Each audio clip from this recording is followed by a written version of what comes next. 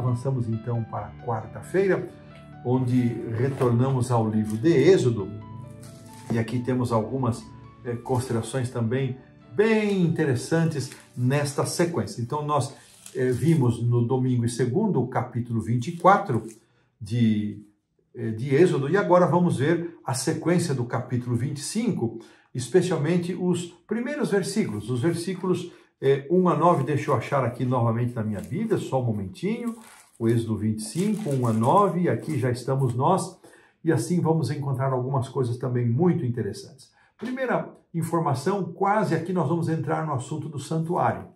Quase um terço do livro de Êxodo trata do tabernáculo. Olha que interessante, uma estatística. Eu não havia também prestado atenção nisso e agora aprendi essa estatística. Nós vamos verificar que os capítulos 25 a 31, que é a porção que ainda vamos considerar nesta semana, vamos ver o projeto detalhado, as instruções sobre o modelo e sobre os materiais que deveriam ser usados na construção do tabernáculo. Nós vamos então verificar que o tabernáculo, ele nos ensina, como foi mencionado ali na introdução, a frase do pastor Laércio, né? Ele nos ensina uma lição monumental, uma lição preciosíssima do plano divino da salvação. E por isso devemos prestar bastante atenção nestas instruções.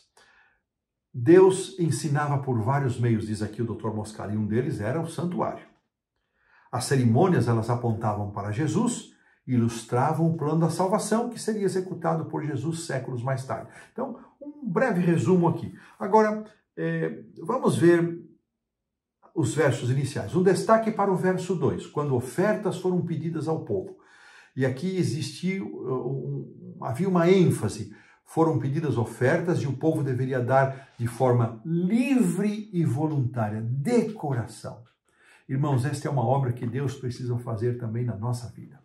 Ele precisa nos transformar. Deus deixou um plano de beneficência, assim conhecido por nós como adventistas do sétimo dia, em que devolvemos o dízimo, reconhecendo que esse 10%, a 10ª parte de tudo que ganhamos e recebemos pertence ao Senhor, e Ele nos deixa livres para escolher o percentual das nossas ofertas, e nós temos que pedir a Deus um coração generoso, porque Deus é extremamente generoso e bondoso para conosco.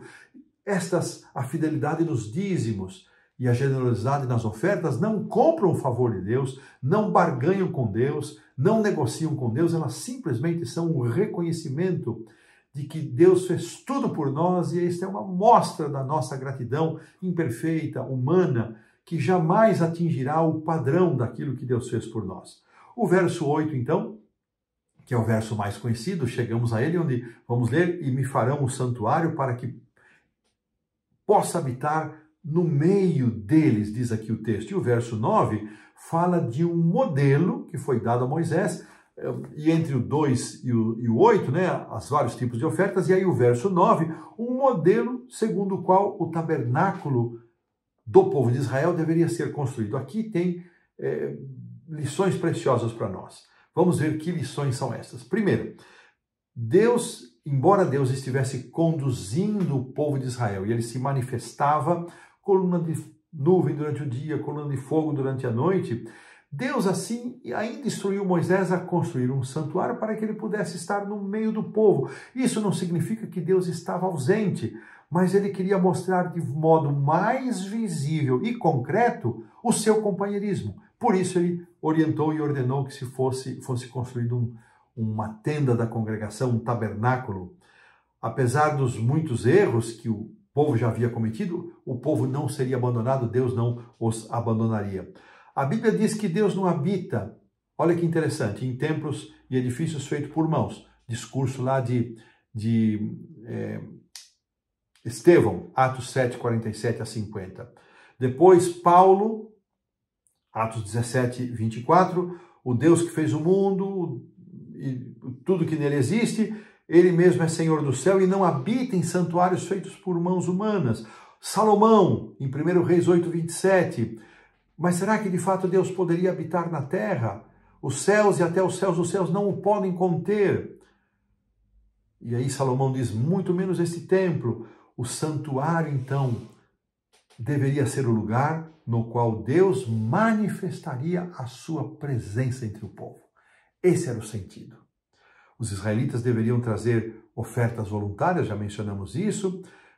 Eram ofertas preciosas que eles haviam recebido dos egípcios quando saíram. E agora sim, com essas considerações, nós entendemos que os versículos do 25 a 10, até o final do capítulo 25, e depois todo o capítulo 26 e todo o capítulo 27, nós vamos encontrar detalhes sobre o tabernáculo e suas cerimônias. E Deus apresenta a Moisés um projeto. E depois, Moisés, ao ter recebido isso, ele passou isso para aqueles que foram executar a obra. Mas isso, irmãos, é muito importante, porque isso aponta também para a existência, a confirmação da existência de um santuário existente no céu. Dificuldade para compreender, o povo de Israel manifestou dificuldade para compreender o Deus invisível diante de todas as materializações das divindades egípcias. Isso foi para o povo de Israel realmente um desafio. As manifestações idólatras do Egito eram visíveis, mas então Deus estabelece uma forma em que, por simbologia, por símbolos, ele manifestaria a sua presença e apontaria o Deus Redentor e o Deus Salvador. Deus teve paciência com aquele povo e tem paciência conosco hoje. E desta maneira, com essas compreensões que iniciam o tema do santuário, nós colocamos um ponto final na lição da quarta-feira.